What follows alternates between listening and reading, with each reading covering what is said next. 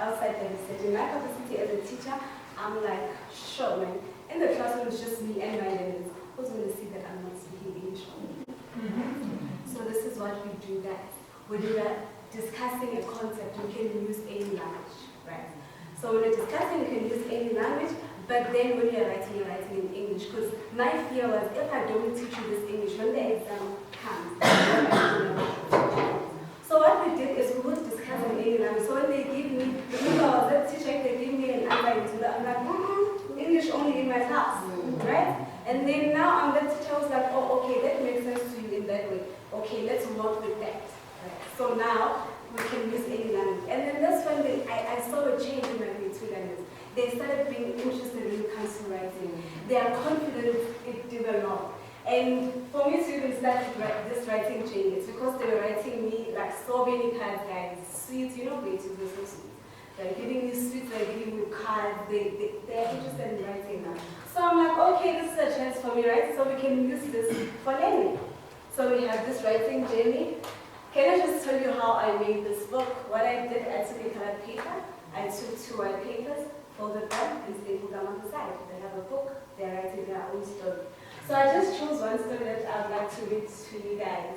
It's written by a boy, they're there, you see they're so focused, right? And they're writing, imagine, but they're so focused and they're so quiet. So, well, it's an achievement, guys. It's an achievement for us. So this one, he drew a picture of a person who's a superhero, and then this is what he wrote. Once upon a time, there was a boy called Des, and Des was in grade 11. So Des had 59 hours at school. He liked superheroes.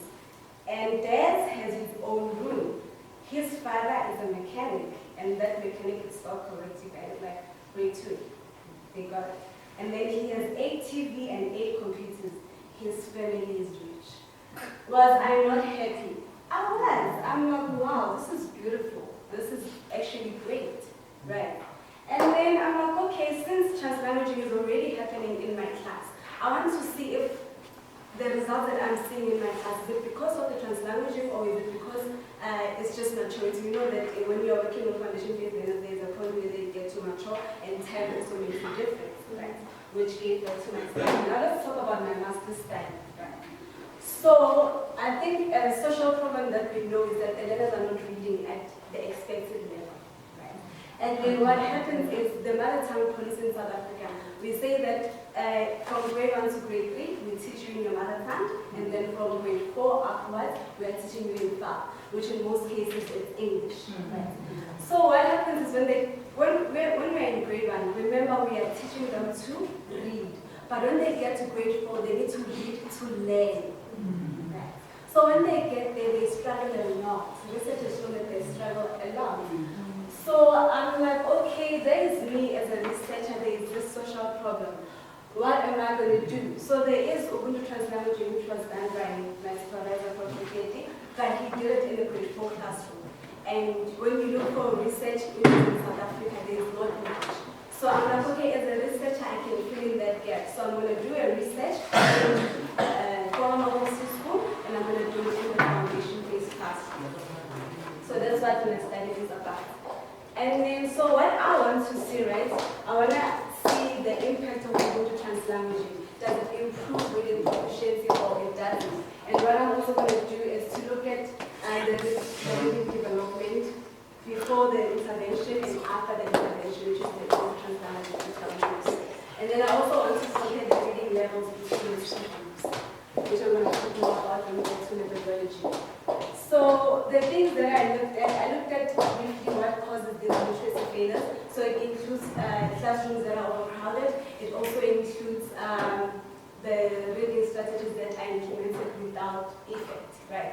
And then I also looked at Ubuntu Translanguaging. So it's described as a practice way, I'm summarizing it, it's a practice way 2 languages are used simultaneously in a classroom to teach reading comprehension. Remember, my focus is reading proficiency.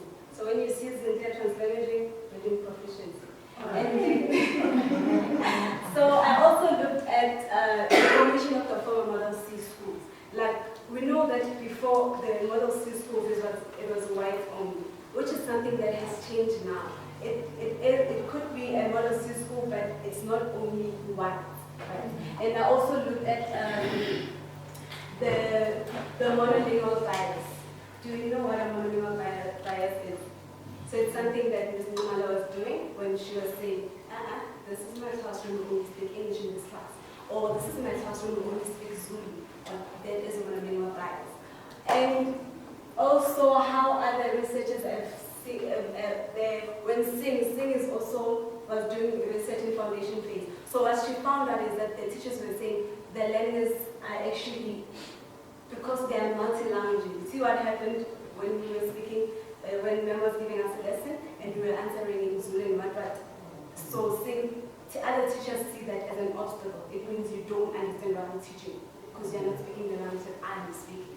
And they also, something that McKinney found, it was that the teachers said their learners have no language, which simply meant that they're not speaking English. It's a very interesting article if you're interested. It's McKinney 2015. So, not that, and it's not that the learners don't have the language, they're not speaking English, that's all. And then I also looked at the advantages of translanguaging, which is that it improves literacy. It also allows deeper content access, right? And then we also saw that besides it developing deepening content knowledge, right, it develops the weaker language through the other. And then another thing is that it gives the learners who are bilingual and multilingual the cognitive advantages and the social advantages. Cognitive, they get to think outside the box. They think they're able to think. And socially, you can relate with so many people, which puts you at an advantage. And then also, I looked at the shift from monolingual practices to the bilingual approaches. And then, so I'm going to be doing my research. I use a pseudonym there at Faith Primary School. And then the school there consists mostly of black learners, and then a few mixed race. And then I'm going to take 30 grade 3 learners, and 30 for experimental group, and 30 for a control group. So what I did is, remember, I'm a grade 2 teacher, and translanguaging is already happening in my class. So I'm going to go to another grade where the transition happens. So I'm going to go to the grade 3 classroom and see if it happens and plant it there. And then I'm going to observe two teachers, which is convenient for me because it's the people that I work with. And then the linguistic profile, most learners they are Zulu home language speakers, and others the other Nguni languages, Sotho, Tswana, and Pedi. And then there are a few who speak French at home. So, we can skip this one. The methodology, so how do I intend to see the impact of Ubuntu translanguaging from the learners? What I'm going to do, I'm going to use a mixed method study, so I'm going to do quantitative and quantitative. So the first thing that I'm going to do, I'm going to observe my two grade 3 teachers. So when I'm observing there, I want to see how do they teach really. Do they teach English only when it's English reading lesson? And do they teach with this is when it's Zulu lesson, or do they mix it? So I want to see, does translanguaging happen in that classroom? And then from there, what I'm going to do, from the same class, I'm going to randomly select 30 and assign them to a control, assign them to the experimental group. And then the first thing that I'm going to do, I'm going to give them a pre-test, right? I'm going to give the experimental group the pre-test, give the control group the pre-test. The test is going to be testing the reading skills. And then what I'm going to do after I do my experimental group, I'm going to give them an intervention, which is Ubuntu translanguaging. I think I've explained it so far. We get it now. We're using more than one language to conversate. And then from there, after I'm going to do the interventions for 2 weeks. And then after I skip 2 weeks and then give them the post-test again, give both learners the post-test. So what I want to see is that how are the learners' scores before the intervention, and do they improve after the Ubuntu translanguaging intervention? And then the skills that I'm going to be testing vocabulary, and what I'm going to do, I'm going to give them a picture and they have to label the picture, and then I'm going to be testing the recalling skills, which means they're going to read a story and answer the questions based on the story. And I'm also going to test their retelling ability. So I'm going to do a read aloud lesson, which is a very interesting story. It's this African lady, man. The name of the story is Sulu. Does anyone know it? Sulu. Yeah, I think it's a very interesting about how she had confidence issues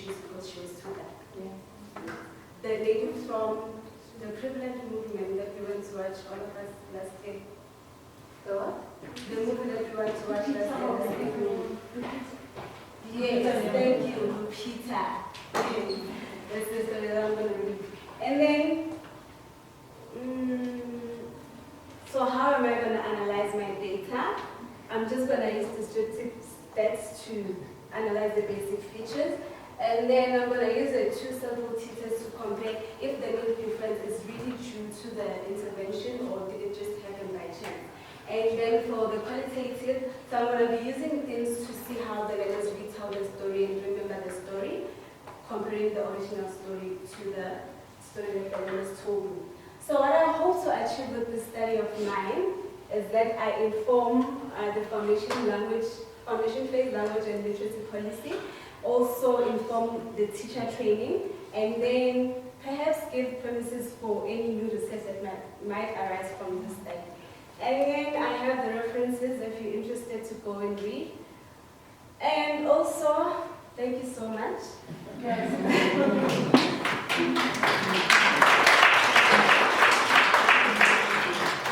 You can give me suggestions, questions, comments, they are all welcome. And if you are interested in the results, I can email them to you. There's my email address there. Thank you so much for the presentation.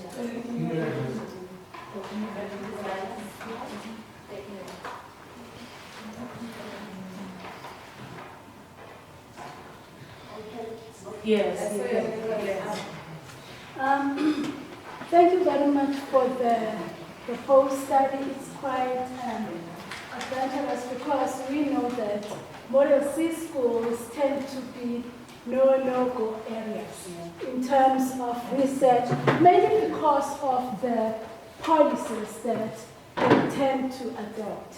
So I'm really, really looking forward to your findings and your experiences with conducting such a study in the former Model C schools. I can already anticipate some issues regarding to that, but here is what I just want to ask you. I'm not sure, it's both a question and a comment. One, you probably want to add affective advantages to your study because you talked about cognitive and social advantages. There's literature on that that has been conducted, some of it outside South Africa, that shows things like confidence and so on. So those are some of the things that you may want to add. But then with regards to the study design,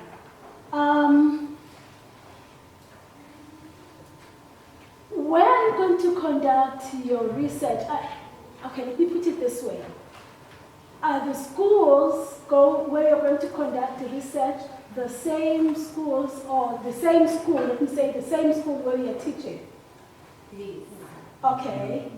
Are you looking at conducting it in your own class? What's going on there? I'm just curious. Oh, okay. I thought I explained that. Oh, yes. I'm going to be doing my research where I teach. In your own classroom? Remember I said yes. So remember... Okay, please, let's allow her. And now I'm getting confused with everyone talking. Okay, I'm going to be doing the research where I teach. Okay. Yes. And then it's not going to be in my own classroom. Remember, in my classroom, it's already happening. I'm already doing translanguage. Okay. Remember? Okay. So and I was doing grade 2. Okay. So now I'm going to do a different grade and 2 different classrooms. Okay. Yes. Is it still the foundation phase? It's still the foundation phase. Because I was doing it in grade 2. I'm doing it in grade 2, and I'm going to be researching in grade 3 now. Okay, no, that's what I need to find out. But I'm going to allow other people because I also wanted to ask something about your intervention in terms of the pre-test and post-test. But I'll talk to you about that so that you can allow other people. Yes, there is a hand there. I have the same type of question regarding intervention, especially how you frame your pre-test and your post-test. But specifically what I'm interested in is what do you anticipate would be the structure of you doing the intervention? Because oftentimes when you do research in a classroom, are you going to be the one that facilitates the research? Because you're going to give them the space to kind of reenact what you were doing, or just the space between the pre-test and the post-test, for instance, right? Yeah. So what would be happening in that time, and who's going to be facilitating what would be happening?